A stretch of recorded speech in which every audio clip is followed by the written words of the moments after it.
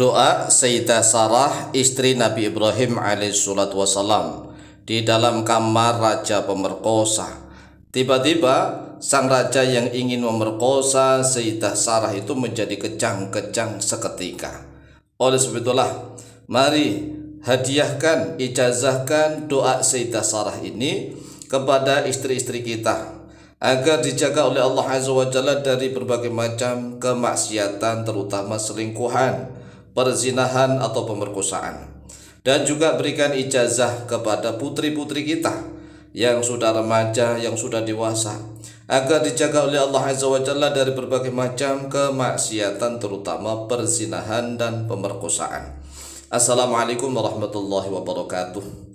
Bismillah walhamdulillah wassalatu wassalamu ala rasulillah Sayyidina wa maulana Muhammadin ibn Abdillah wa ala alihi wa sahbihi wa mawalah wa la hawla wa la quwwata illa billah, amma ba'd.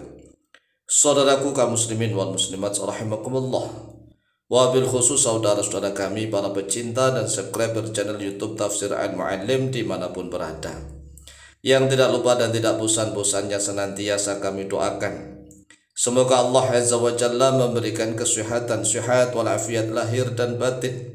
Semoga Allah Jalla Jalaluh memberikan rizki yang melimpah ruah, harta yang barokah, menjadikan anak-anaknya anak-anak yang soleh dan solihah, duriyahnya duriyah yang thayyibah, hidupnya sukses, bahagia dan selamat di dunia dan di akhirat. Amin amin Allahumma amin. Saudaraku kaum muslimin wal muslimat rahimakumullah, ada satu kisah yang diriwayatkan oleh Imam Bukhari dan Muslim serta Imam Abu Dawud. Hadisnya adalah hadis yang sahih, derajatnya adalah derajat yang sahih, bahwa Rasulullah SAW menceritakan kisah Sayyidah Sarah, istrinya Nabi Ibrahim alaihissalam. Suatu ketika seorang raja yang lalim, raja yang dolim, raja yang jahat, raja yang sangat beringas. Raja ini sangat jahat sekali. Dia sangat kejam kepada rakyatnya, dan dia, mohon maaf, suka mengumpulkan gadis-gadis cantik, wanita-wanita cantik. Suatu ketika raja diberitahu bahwa ada seorang wanita yang sangat cantik jelita, namanya Sarah. Sarah ini wanita yang sangat cantik, yang sulit tandingannya. Kemudian sang raja menginginkan agar anak buahnya menjemput paksa namanya Sarah itu. Kalau Sarah misalnya sudah memiliki suami, maka bunuh saja suaminya, bunuh seketika, bunuh di tempat kalau memang sudah punya suami. Nah, kalau belum punya suami, kalau seandainya orang tuanya juga menghalang-halanginya, bunuh saja orang tuanya. Nah, pada saat itulah Sarah dengan Nabi Ibrahim alaihissalam jalan-jalan di pasar dan dicegat oleh pasukan sang raja. Pasukan sang raja bertanya kepada Nabi Ibrahim, Ibrahim, ya, namamu siapa, kan gitu. Man anta? Ana Ibrahim. Saya Ibrahim. Nah, dia itu siapa? Man hiya? Siapa wanita yang ada di sisimu itu? Nabi Ibrahim menjawab, hiya ukhti. Dia itu saudari perempuanku, begitu. Nah, apakah Nabi Ibrahim ini berdusta? Tidak. Wong Nabi Ibrahim bermaksud bahwa dia, Sarah itu adalah saudari perempuan yang seiman, sama-sama iman, bertauhid, mentauhidkan Allah Azza wa Jalla. Jadi Nabi Ibrahim tidak berdusta, tidak berbohong, dia memang mengatakan sebenarnya. Nah, kalau seandainya Nabi Ibrahim mengatakan hiya zaujati, dia itu istriku, nah bahaya, Nabi Ibrahim bisa dibunuh seketika nih. Oleh sebab itulah diselamatkan oleh Allah Azza wa Jalla dengan mengatakan hiya ukhti, dia itu saudari perempuanku. Nah, karena Nabi Ibrahim berkata seperti itu, maka Sayyidah Sarah langsung diambil, dijemput paksa nih ya. Jemput paksa itu diambil, ya pokoknya dibawa, begitulah, dibawa paksa oleh pasukan sang raja sampai di istana. Setelah di istana dihadapkan kepada sang raja langsung takjub, heran, luar biasa cantiknya seorang wanita yang bernama Sarah. Kemudian Sayyidah Sarah dimasukkan ke dalam taman. Nah, taman dia kan biasa taman sari. Kemudian sang raja ingin melakukan itulah. Ingin melakukan itu, memperkosa, memaksanya. Sayyidah Sarah masuk ke dalam kamar, Kemudian di dalam kamar kan sudah terkepung, tidak bisa kemana-mana. Sayyidah Sarah membaca doa. Nah, tatkala Sayyidah Sarah membaca doa, tiba-tiba sang raja itu kejang-kejang kayak kesetrum seketika, nggak bisa berbuat apa-apa. Sudah tubuhnya kaku, rasanya kesetrum kayak kesambar petir begitu. Wah, tersiksa pokoknya. Lah, oleh sebab itulah sang raja meminta kepada Sarah agar Sarah melepaskannya. Nah, Sayyidah Sarah berdoa kepada Allah begitu. Setelah berdoa kepada Allah, lepas nih sang raja, tidak kejang-kejang lagi. Dan ternyata ingin diulang, ingin mengulang lagi. Namanya raja, seorang raja yang kuat begitu kan, kuat perkasa sakti. Ternyata kejang-kejang lagi, kejang-kejang lagi, tubuhnya kayak kesetrum luar biasa. Nah, dia merengek-rengek lagi, minta ampun, kapok lah agar Sayyidah Sarah berdoa kepada Allah.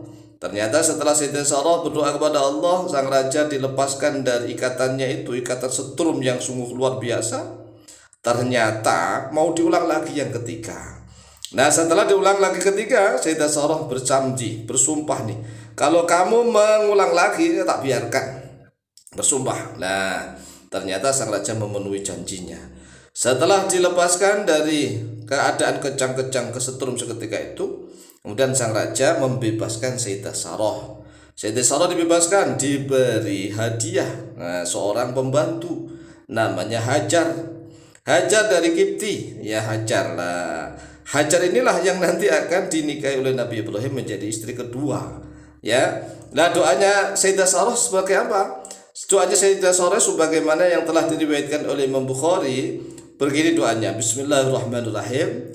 Allahumma in kunta ta'lamu anni amantu bika wa bi rasulik wa ahsantu farji illa ala zawji fala tusallit alayya al-kafir wal fajir. Nah, ini kita baca secara pelan-pelan ya. Allahumma, ya Allah.